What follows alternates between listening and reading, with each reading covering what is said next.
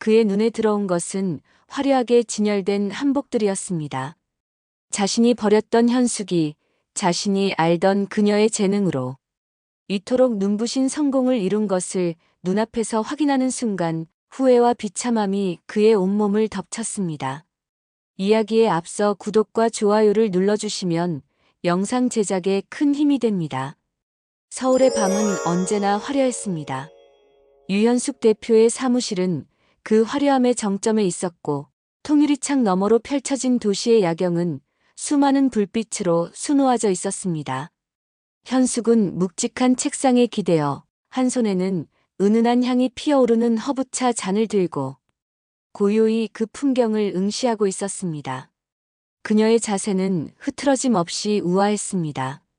60이라는 나이가 무색할 만큼 정갈하게 빗어넘긴 머리와 잔잔한 미소를 머금은 입가에서는 세월의 흔적보다는 깊이 있는 연륜과 더불어 어떤 풍파에도 흔들리지 않을 듯한 단단함이 느껴졌습니다. 그녀의 시선은 잠시 멈춰 섰습니다. 손에 들린 태블릿 화면이 번쩍이며 알림을 띄웠기 때문입니다. 무심코 화면을 터치하자 헤드라인이 그녀의 눈앞에 선명하게 펼쳐졌습니다. 속보, 이경수 전 회장 파산 및 개인회생 신청, 한때 재계 큰손의 초라한 몰락. 화면 속 사진에는 한때 언론의 주목을 받았던 그러나 이제는 초췌하고 수척해진 이경수의 얼굴이 담겨 있었습니다. 그 순간 유현숙의 눈빛에 미세한 흔들림이 스쳤습니다.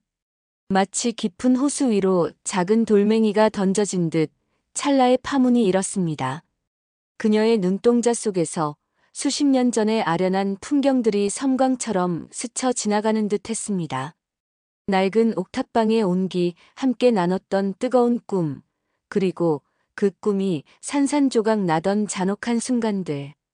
헌신과 배신, 절망과 오열, 그리고 피눈물로 쌓아올린 고독한 시간들이 한 줄기 바람처럼 그녀의 내면을 스치고 지나갔습니다. 그러나 그 흔들림은 길지 않았습니다.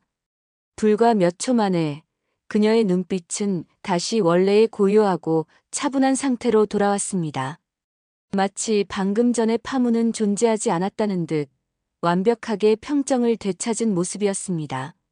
그녀는 과거의 잔상에 스스로를 가두지 않았습니다. 이미 오래전에 그 모든 아픔과 미련을 털어내고 오직 현재와 미래만을 응시하는 삶을 선택했기 때문입니다. 그녀의 삶은 더 이상 이경수라는 이름에 의해 정의되지 않았습니다. 현숙은 아무렇지 않다는 듯 아무런 감정도 담기지 않은 손길로 태블릿 화면을 껐습니다. 화면은 곧바로 검게 변했고 이경수라는 이름과 그의 몰락은 밤의 어둠 속으로 사라졌습니다. 그녀는 차분하게 내선 전화를 들었습니다. 김 비서, 내일 오전 9시 복지재단 이사장님과의 미팅 자료 준비해 주시고요. 그리고 내일 점심은 외부에서 진행할 예정이니 예약 확인 부탁드립니다. 아, 그리고 내일 오전까지 해외 매장 보고서 최종본을 받아볼 수 있도록 조치해 주세요. 그녀의 목소리는 평소와 다름없이 나긋했지만 단호했습니다. 흐트러짐 없는 어조와 정확한 지시는 그녀가 얼마나 완벽하게 자신의 삶을 통제하고 있는지를 보여주었습니다. 수학이 넘어 김 비서의 네, 대표님, 알겠습니다. 라는 대답이 들려왔고 현숙은 조용히 전화를 내려놓았습니다. 다시금 그녀의 시선은 창밖의 야경으로 향했습니다. 수많은 불빛들은 여전히 반짝이고 있었습니다. 그녀의 얼굴에는 어떤 승리감이나 복수심도 찾아볼 수 없었습니다. 그저 고요하고 단단한 평온함만이 감돌 뿐이었습니다. 과거는 과거일 뿐, 현재의 유현숙은 오롯이 자신의 힘으로 일궈낸 삶의 주인이었습니다. 그리고 그녀의 삶은 앞으로도 흔들림 없이 빛날 것이었습니다. 유현숙의 기억은 마치 낡은 필름처럼 천천히 되감겼습니다. 흑백 사진처럼 바래진 과거의 풍경 위로 서서히 색깔이 입혀지고 소리가 채워졌습니다. 1980년대 말 남산 자락의 허름한 동네에 자리한 낡은 옥탑방이었습니다. 삐걱거리는 나무 계단을 오르면 비좁은 마당 한편에 놓인 연탄재와 눅눅한 빨래들이 그들의 가난을 말없이 드러냈습니다. 한여름의 찜통더위와 한겨울의 칼바람을 그대로 맞아야 하는 곳이었지만 그곳은 현숙과 경수에게 세상에서 가장 아늑한 보금자리였습니다. 낡은 창문 너머로 보이는 빼곡한 지붕들과 멀리 흐릿하게 빛나는 도심의 불빛은 그들의 작고 소박한 꿈을 비추는 등대 같았습니다. 현숙은 23, 경수는 25이었습니다. 경수는 명문대 경영학과에 재학 중인 수재였지만 가난한 시골 출신이었습니다. 현숙은 고등학교를 졸업하자마자 공장에 취직해 동생들 학비를 대는 생활력 강한 장녀였습니다. 그들은 버스 정류장에서 처음 만났고 그 뒤로도 몇 번이나 같은 시간, 같은 자리에서 마주쳤습니다. 경수의 날카로운 지성과 꿈을 향한 뜨거운 열정, 그리고 현숙의 밝고 꾸밈 없는 미소에 서로는 첫눈에 이끌렸습니다. 사랑은 가난을 잊게 하는 마법 같았습니다. 그들은 가진 것 없어도 서로의 눈빛만으로도 배가 부르고 손만 잡아도 세상 모든 것을 얻은 듯 행복했습니다. 경수의 등록금과 생활비를 대는 것은 오롯이 현숙의 몫이었습니다. 그녀는 새벽 일찍 일어나 차가운 물로 세수하고 먼지 가득한 봉제 공장에서 미싱을 돌렸습니다. 쉴 틈 없이 돌아가는 미싱 바늘에 손끝이 찔려 피가 나도 아픈 줄 몰랐습니다. 점심은 공장에서 주는 밥으로 대충 때우고 해가 지면 허름한 식당으로 달려가 밤늦게까지 접시를 닦았습니다. 거친 세제에 손은 늘 푸석했고 퉁퉁 부어 있었습니다. 밤샘 작업으로 눈은 늘 충혈되었고 어깨와 허리는 늘 쑤셨지만 현숙은 단 한 번도 힘든 내색을 하지 않았습니다. 어느 날 밤늦게 퇴근한 현숙이 옥탑방 문을 열자 경수가 따뜻한 물을 받아놓고 그녀를 기다리고 있었습니다. 현숙은 욱신거리는 손을 물에 담그며 한숨을 쉬었습니다. 경수 씨, 오늘 공장에서 미싱이 자꾸 엉켜서 혼났어요. 손이 다 아프네. 경수는 현숙의 거칠어진 손을 조심스럽게 잡아 자신의 볼에 가져다 댔습니다. 그의 눈빛은 미안함과 고마움으로 가득했습니다. 현수가 이 손으로 나를 뒷바라지 하는구나. 내가 성공해서 이 손에 물 한 방울 안 묻히게 해줄게. 정말이야. 그의 목소리에는 진심 어린 미안함과 함께 반드시 성공해서 현숙에게 호강시켜 주겠다는 굳은 다짐이 배어 있었습니다. 현숙은 경수의 어깨에 기대어 고개를 끄덕였습니다. 나는 경수 씨만 믿어요. 우리 꼭 같이 행복해져야 해요. 그녀의 말은 맹목적인 믿음이자 그들의 미래에 대한 흔들림 없는 확신이었습니다. 현숙은 경수의 눈빛 속에서 미래의 빛을 보았습니다. 그가 성공하면 자신들의 삶이 완전히 달라질 것이라는 확고한 믿음이 있었습니다. 그녀의 사랑은 맹목적이었고 그 맹목적인 사랑은 어떤 고난도 이겨낼 수 있는 거대한 힘이었습니다. 그들은 낡은 옥탑방에서 소박한 행복을 키웠습니다. 냄비 하나로 끓여 먹는 라면은 세상 어떤 진수성찬보다 맛있었고 낡은 라디오에서 흘러나오는 유행가를 함께 흥얼거리는 것만으로도 충분히 즐거웠습니다. 현숙은 경수의 와이셔츠를 손빨래하며 풀을 먹여 다렸고 경수는 그런 현숙을 위해 밤늦게까지 책상에 앉아 공부하는 틈틈이 따뜻한 차를 끓여주었습니다. 벽에는 그들이 함께 오려붙인 잡지 속 멋진 집 사진과 경수가 졸업하면 세울 회사 이름이 적힌 종이가 붙어 있었습니다. 성공해서 꼭 저런 집에 살자. 우리 회사는 세계 최고가 될 거야 같은 글들이 가득했습니다. 그들의 꿈은 구체적이었고 함께였기에 더욱 선명했습니다. 경수는 현숙의 헌신 덕분에 학업에 집중할 수 있었고 늘 우수한 성적을 유지했습니다. 현숙은 경수가 시험을 볼 때면 새벽부터 일어나 기도하고 정성껏 도시락을 싸주며 그의 든든한 버팀목이 되어 주었습니다. 그녀의 헌신적인 사랑은 이경수라는 한 남자의 인생을 송두리째 바꾸어 놓았습니다. 현숙이 없었다면 경수는 결코 지금의 자리까지 올 수 없었을 것이라는 사실을 그들 둘 다 너무나 잘 알고 있었습니다. 그들의 사랑은 단순한 연애를 넘어 서로의 삶을 지탱하는 거대한 축이었습니다. 가난했지만 그들의 청춘은 뜨거웠고 서로에 대한 믿음과 사랑으로 충만했습니다. 그 시절 유현숙은 이경수에게 모든 것이었고 이경수에게 유현숙은 세상의 전부였습니다. 1990년대 중반 대한민국은 바야흐로 경제 성장의 활력이 넘쳐나던 시기였습니다. 이경수에게도 그 활기는 거대한 파도처럼 밀려왔습니다. 그의 사업은 마치 마법처럼 급성장했습니다. 작은 아이디어 하나로 시작했던 그의 회사는 몇 년 만에 중견기업으로 발돋움했고 그의 이름 앞에는 젊은 경영인, 성공 신화 같은 수식어가 따라붙었습니다. 낡은 옥탑방은 강남의 번듯한 아파트로 바뀌었고 현숙은 이제 사모님이 되었습니다. 현숙은 경수의 성공을 자신의 성공처럼 기뻐했습니다.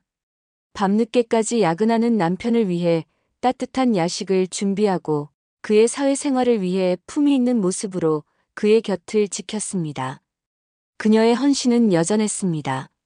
하지만 성공은 이경수를 조금씩 그러나 분명하게 변질시켰습니다. 처음에는 잦은 회식과 출장이었습니다. 현숙은 성공한 남편이라면 당연히 겪어야 할 일이라며 이해하려 노력했습니다.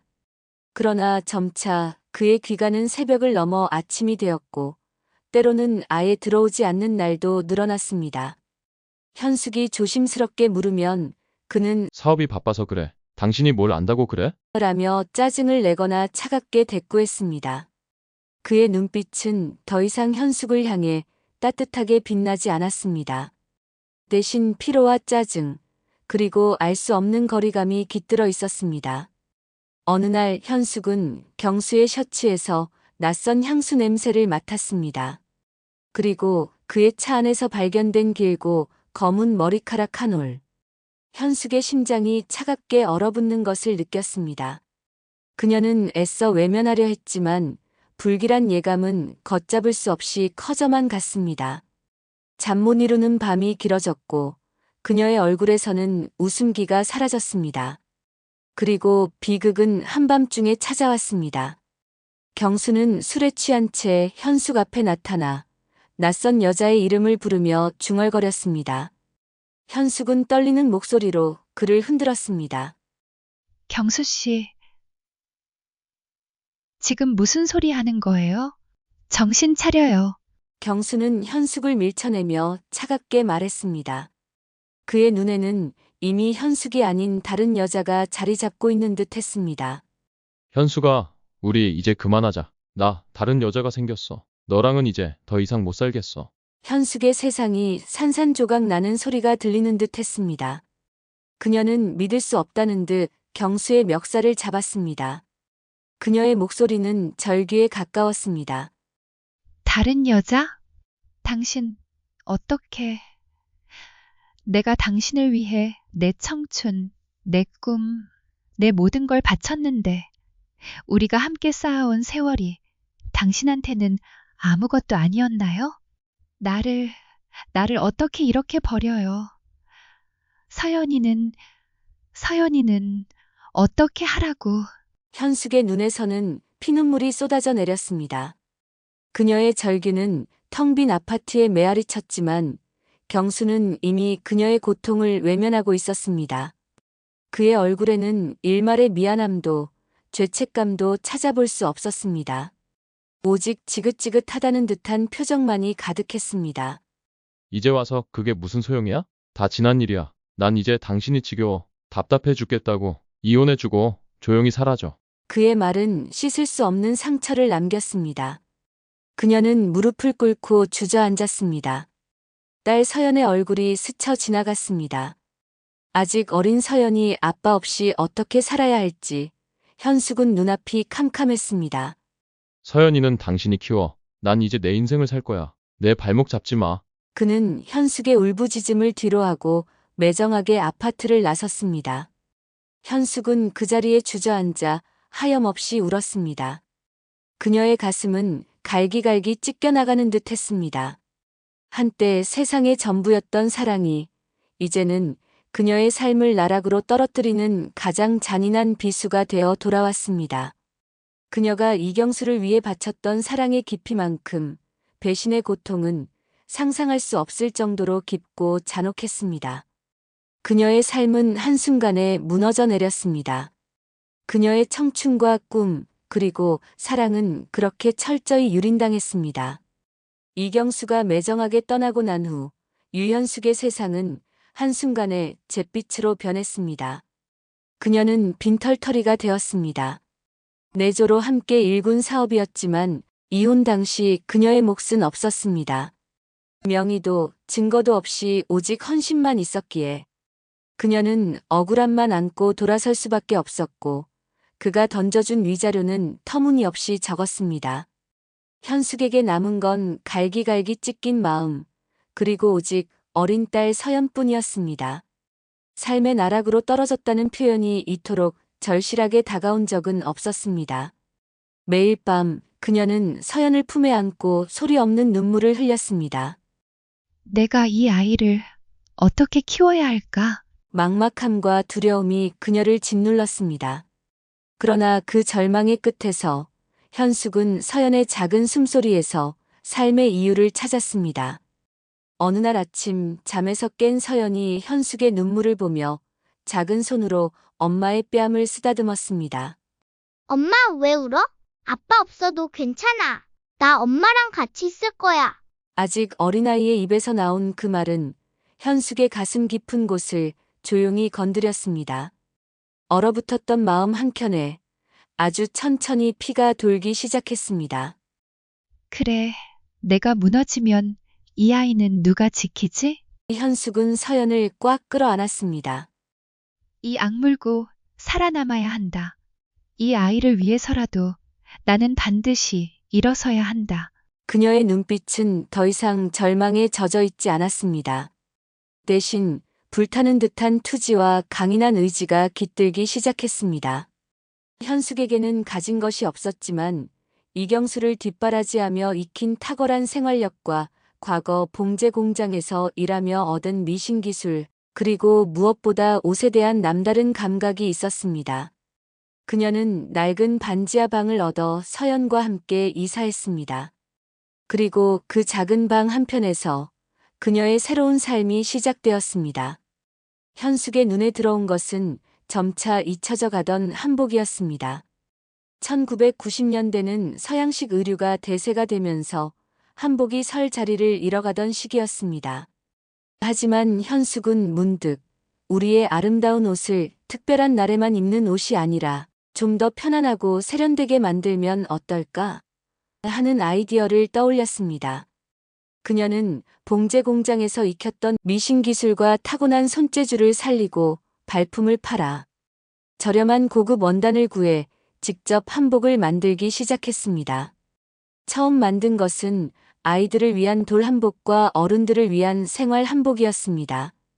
동네 재래시장에 작은 좌판을 깔고 물건을 내놓았습니다. 남편에게 버림받은 여자라는 꼬리표는 현숙을 끈질기게 따라다녔습니다.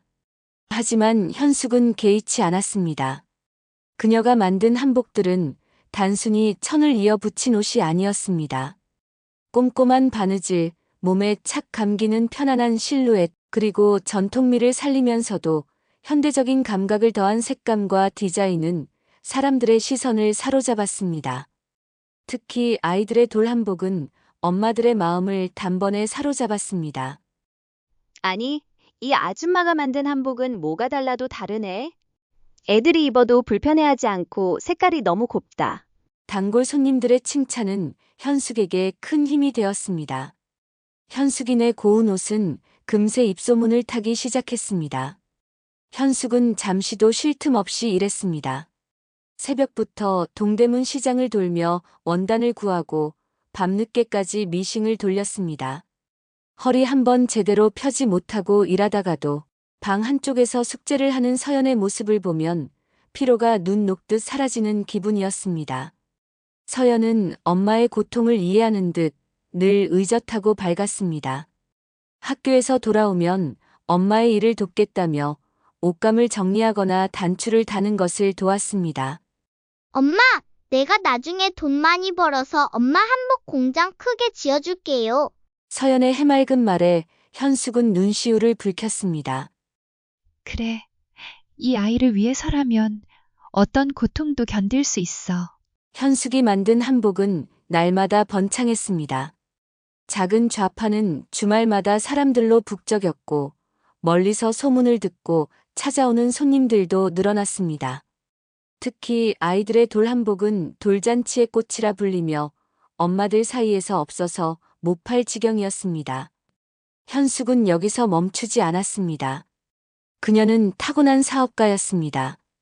고객들의 피드백을 놓치지 않고 새로운 디자인을 개발했습니다. 명절이나 결혼식 같은 특별한 날을 위한 고급 한복부터 일상에서 편하게 입을 수 있는 개량 한복, 그리고 외국인 관광객들을 위한 기념품용 한복 액세서리까지 그녀의 아이디어는 끝없이 샘솟았습니다. 어느 날 한 유명 백화점 상품 기획자가 현숙을 찾아왔습니다. 유연숙 씨, 저희 백화점 기획 행사에 참여해 보시는 건 어떻습니까? 유연숙의 고운 옷은 분명 고객들에게 큰 반향을 일으킬 겁니다. 현숙의 심장이 쿵 하고 울렸습니다. 반지하 작업실에서 시작한 꿈이 이제 백화점이라는 더 큰 무대로 나아갈 기회를 얻은 것입니다.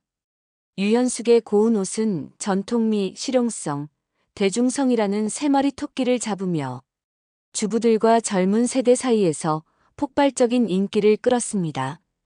그녀의 한복은 단순한 옷이 아니라 한국의 아름다움을 담은 하나의 예술 작품이자 삶의 중요한 순간을 함께하는 특별한 의미가 되었습니다. 그러나 성공의 길은 순탄치만은 않았습니다. 백화점 입점 후 주문은 감당할 수 없을 정도로 폭주했습니다. 작은 작업실과 몇 안 되는 직원으로는 밀려드는 물량을 소화할 수 없었습니다. 밤샘 작업은 일상이 되었고 직원들은 지쳐갔습니다. 대표님, 아무래도 이 속도로는 납기를 맞추기 어렵습니다. 원단 수급도 문제고 숙련된 재봉사도 턱없이 부족해요. 새로 고용한 젊은 공장장이 한숨을 쉬며 보고했습니다. 현숙의 얼굴에도 피로가 역력했습니다. 하지만 그녀는 포기할 수 없었습니다. 이 모든 것이 내가 서연이와 함께 일궈낼 미래인데 여기서 무너질 수는 없어. 엎친 데 덮친 격으로 현숙의 디자인을 베껴 파는 브랜드들이 우후죽순처럼 생겨났습니다. 심지어 그녀의 대표 디자인을 그대로 도용하여 훨씬 저렴한 가격에 판매하는 업체도 있었습니다. 현숙은 배신감에 몸을 떨었습니다. 땀과 눈물로 일궈낸 자신의 노력이 한순간에 도둑맞는 기분이었습니다. 어떻게 이럴 수가 있지. 내가 피땀 흘려 만든 디자인인데. 현숙은 분노에 치를 떨었습니다. 그 순간 과거 이경수에게 버림받았던 치욕적인 순간들이 섬광처럼 스쳐 지나갔습니다. 다시는 누구에게도 휘둘리지 않을 거야. 내 힘으로 내 딸과 함께 살아남을 거야. 그 뼈아픈 기억은 그녀를 다시 일으켜 세우는 강력한 동기가 되었습니다. 현숙은 밤새도록 시장 조사를 하고 생산 시스템을 효율화하는 방법을 끊임없이 연구했습니다. 그녀는 과감하게 투자를 늘려 공장을 확장하고 숙련된 장인들을 영입했습니다. 디자인 도용 문제에 대해서는 법적 대응을 불사했고 동시에 더욱 혁신적인 디자인과 품질로 승부했습니다. 그녀는 작은 좌판에서 시작된 사업을 넘어 한복의 대중화와 세계화를 이끄는 선두주자로 성장하겠다는 큰 그림을 그리기 시작했습니다. 고객들은 현숙의 한복에서 진정성과 품격을 느꼈고 그 가치에 기꺼이 지갑을 열었습니다. 그녀의 사업은 마치 오뚜기처럼 넘어질 듯 위태로워 보여도 기어이 다시 일어서며 거침없이 확장되어 나갔습니다. 시간은 흘러 2020년대 서울의 가장 번화한 거리에 자리한 고운 옷 플래그십 스토어는 그 자체로 하나의 예술 작품 같았습니다. 은은한 조명 아래 비단과 명주, 모시로 지어진 고운 한복들은 저마다의 색깔을 뽐내며 고상한 자태를 드러냈습니다. 이곳은 유현숙, 그녀가 피눈물로 쌓아 올린 곳이었습니다. 현숙의 이름은 전통의 현대화를 이끈 자수성가한 여성 사업가라는 찬사와 함께 언론에 오르내렸습니다. 그녀의 삶은 더 이상 과거의 아픔에 갇혀 있지 않았습니다.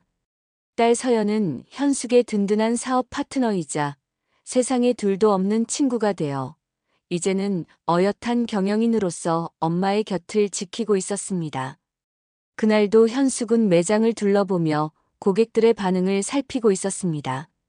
그녀는 자신이 직접 디자인한 고상한 연앙빛 저고리와 치마를 입고 있었습니다. 전통의 아름다움과 현대적인 세련미가 어우러진 한복은 그녀의 품격과 여유를 더욱 돋보이게 했습니다. 한복의 색감과 원단을 직접 확인하며 직원들에게 조언을 건네는 그녀의 모습에서는 오랜 경험과 탁월한 안목이 묻어났습니다. 그녀의 얼굴에는 평온하고 온화한 미소가 어려 있었고 눈빛은 깊고 단단했습니다. 이쪽 진열은 좀 더 화사한 색감으로 바꿔볼까요? 봄을 기다리는 고객들의 마음을 사로잡아야죠. 현숙은 섬세한 손길로 한복의 주름을 매만지며 말했습니다. 그때였습니다. 매장 문이 스르륵 열리고 한 남자가 안으로 들어섰습니다. 덥수룩한 수염, 때 묻은 점퍼, 그리고 깊게 파인 주름으로 가득한 얼굴. 그의 눈은 초점을 잃은 듯 흐릿했고 몸은 잔뜩 웅크린 채였습니다. 한때 번성했던 사업가라곤 상상조차 할 수 없는 초라하기 그지없는 모습이었습니다. 그는 매장 안의 화려한 한복들과 자신을 대비하며 주눅든 듯 고개를 숙였습니다. 남자는 낡은 신발을 질질 끌며 매장 안으로 들어섰습니다. 그는 며칠째 끼니를 제대로 잊지 못해 허기가 졌고 차가운 거리에서 밤을 지새우며 몸은 한계에 다다라 있었습니다. 그의 마지막 희망은 번화가에 있는 큰 상점들이었습니다. 혹시라도 청소일이나 허드렛 일이라도 얻을 수 있지 않을까 하는 신락 같은 기대를 품고 그는 주저하며 고운 옷 매장 안으로 발을 들였습니다. 한때 자신이 호령하던 재계의 중심가에서 이제는 일용직조차 구하기 힘든 신세로 전락한 자신이었습니다. 남자가 고개를 들어 매장 안을 둘러보는 순간 그의 시선이 현숙에게 닿았습니다. 낡고 흐릿한 눈동자 속에서 믿을 수 없다는 듯한 동공의 확장이 일어났습니다. 그는 현숙을 알아보았습니다. 그의 입술이 파르르 떨리며 마른 침을 삼키는 소리가 들리는 듯 했습니다.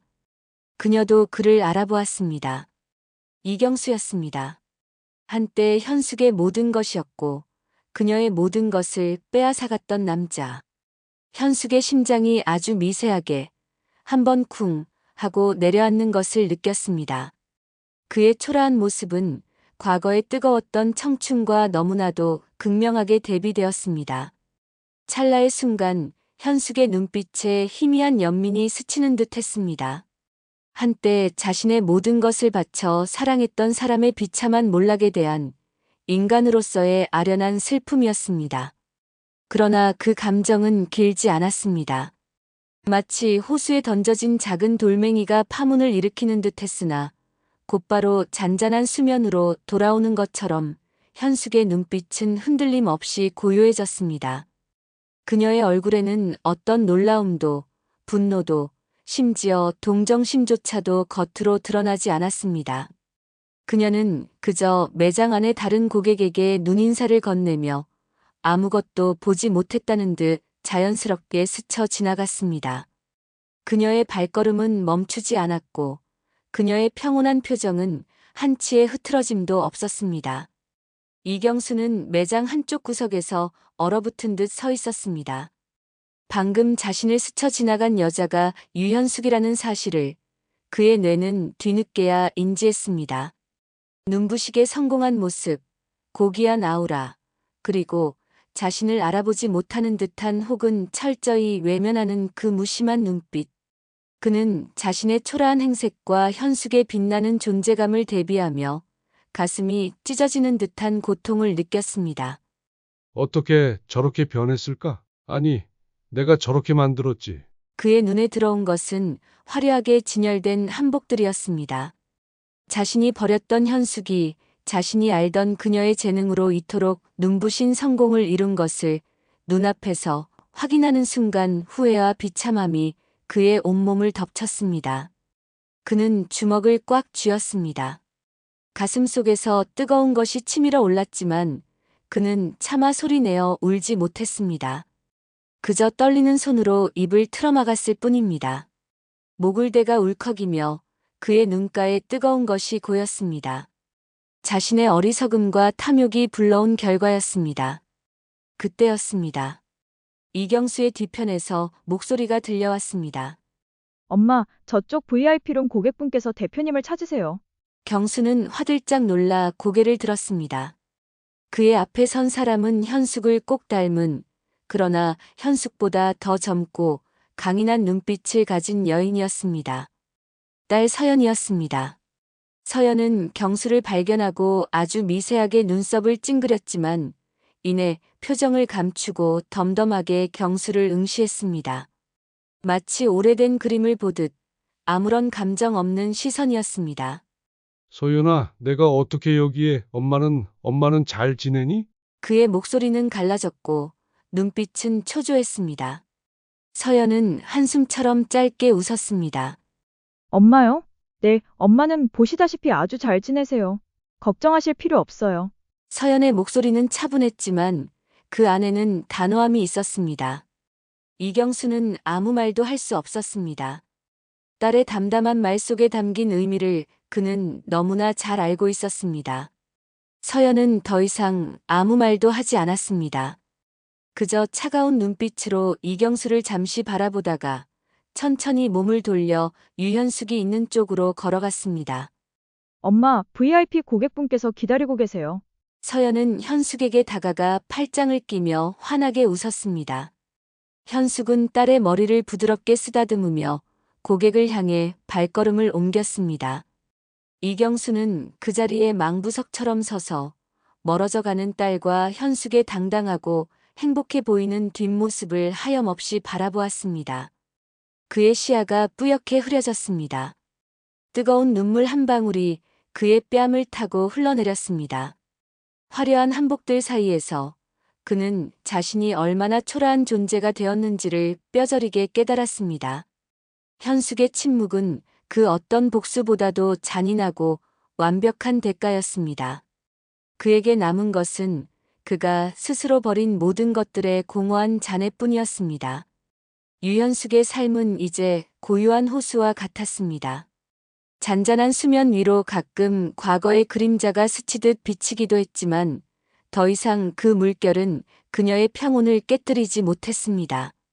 그녀는 여전히 고운 옷의 수장이었지만 사업의 무게는 이제 그녀의 어깨를 짓누르기보다 삶의 깊이를 더하는 원숙한 연륜으로 느껴졌습니다. 딸 서연은 어엿한 경영인으로서 그녀의 곁을 든든히 지키고 있었고 두 모녀는 사업을 넘어 삶의 동반자로서 서로를 지탱했습니다. 현숙은 바쁜 일상 속에서도 틈틈이 젊은 디자이너들을 위한 멘토링 프로그램에 참여하고 전통 한복의 아름다움을 알리는 문화 사업에도 적극적으로 기여했습니다. 그녀의 손은 여전히 바느질로 거칠었지만 그 손에는 이제 부와 명예뿐 아니라 삶을 완성한 자의 깊은 만족감과 평화가 깃들어 있었습니다. 어느 맑은 가을날 오후 현숙은 서연과 함께 한복 공장 마당에 앉아 있었습니다. 잘 마른 원단들이 바람에 살랑이는 소리, 재봉틀이 규칙적으로 돌아가는 소리, 그리고 직원들의 활기찬 웃음소리가 어우러져 평화로운 풍경을 만들었습니다. 현숙은 따뜻한 차 한 잔을 마시며 멀리 보이는 산을 응시했습니다. 그녀의 얼굴에는 깊은 만족감과 온화함이 어려 있었습니다. 엄마, 오늘 저녁에 새로 개발한 디자인 시안 나왔는데 같이 보실래요? 서연이 환하게 웃으며 물었습니다. 현숙은 고개를 끄덕이며 서연의 손을 잡았습니다. 그 손은 이제 현숙의 손처럼 단단하고 야무졌습니다. 서연의 눈빛 속에서 현숙은 자신의 젊은 날을 보았습니다. 그리고 그 젊은 날의 아픔을 넘어선 더욱 빛나는 미래를 보았습니다. 현숙은 더 이상 이경수에게 분노나 미련을 느끼지 않았습니다. 심지어 그를 향한 희미한 동정심조차도 그녀의 삶에 아무런 영향을 미치지 못했습니다. 이경수는 그녀에게 과거의 아픈 기억일 뿐 현재의 삶에는 아무런 의미도 존재감도 없었습니다. 그녀는 그저 자신의 삶을 충실히 살아낼 뿐이었습니다. 그녀의 시선은 다시 멀리 푸른 하늘로 향했습니다. 그리고 그녀의 마음속에서 오랜 세월을 거쳐 숙성된 진실들이 조용히 떠올랐습니다. 그 시절 사랑은 진심이었습니다. 현숙은 진정으로 이경수를 사랑했고 그 사랑에 모든 것을 바쳤습니다. 그래서 더 아팠고 그래서 그 상처는 더 오래 남았습니다. 하지만 그 아픔은 그녀를 무너뜨리지 않았습니다. 오히려 그녀를 단련시키고 더욱 강인하게 만들었습니다.